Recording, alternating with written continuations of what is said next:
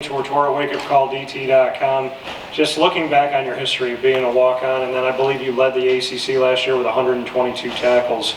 From walk-on to scholarship to leading the entire conference, just your story and betting on yourself and your faith in yourself.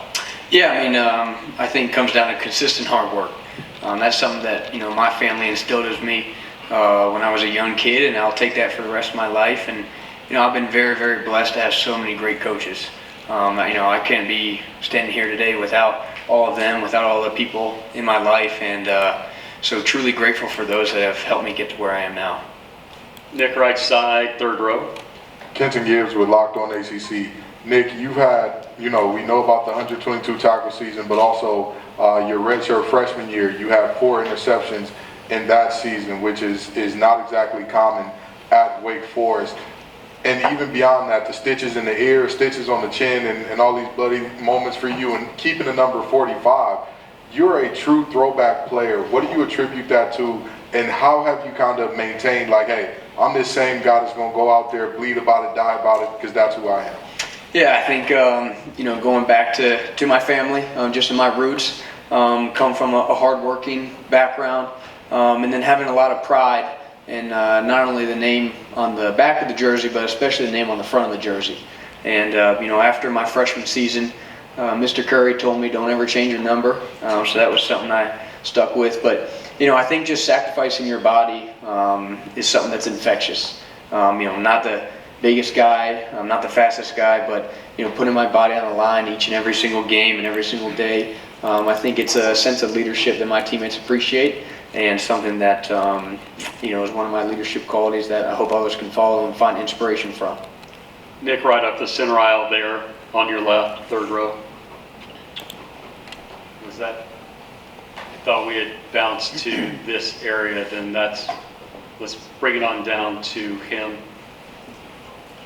Bad signal calling on my part, sorry. Nick, Barry Lewis, Wake Forest on SI. Your defense is projected to have quite a few seniors on there, if not most. Talk about that and that leadership of what you all bring together to this team.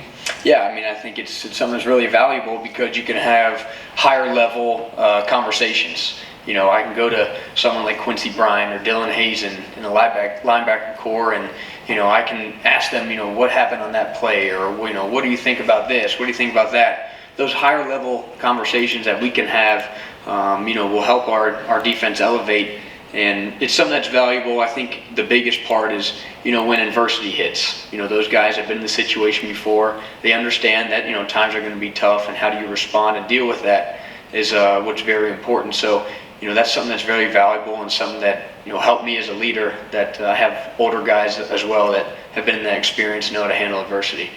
We're going to stay on the left side, just go a little bit more to your left and one row back. Cam Lemons, DB Nick Digest, 24/7 Sports. Nick, you've now gotten the full spring and summer learning underneath Scotty Hazelton and Freddie Banks.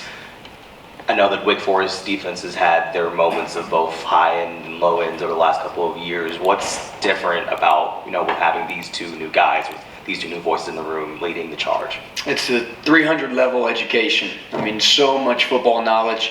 I've been around for a couple of years now, and I like to think that I've built up a decent bit of knowledge, but these guys have opened my eyes to stuff that I've never even could have even imagined. And so, I'm very thankful to have them, because they're just going to elevate my game, and I know they're going to get our defense to play at a really high level this year. Nick, from the podium, stay with that just for a few minutes. You are the old man of the team, and they do say it's hard to teach an old dog new tricks. How are you adjusting? What is it about your process that allows you to adjust to so much change in a short amount of time?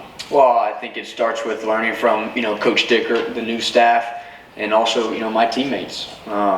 My teammates are ones that, don't necessarily question when you tell them, hey, I think you should be doing this or doing that. They embrace feedback. They embrace, they want to get better. And so to have great teammates that want to get better and don't challenge you when you might be, just doing something to give them constructive feedback is something that I'm really, really thankful for. Other questions for Nick in the room? Nick, we'll ask another one from the podium here. What is it about your eye, your understanding of football that allows you to get to that ball so quickly? I think it's preparation, film study throughout the week, constantly trying to get an edge. Like I said, I'm not one that might have the greatest physical traits in the world, but so to have a two-step advantage based off film study and then just trusting my instincts is how I can get all the footballs that I want and make as many plays as possible. Nick, thank you for your time. You and Damon can switch places.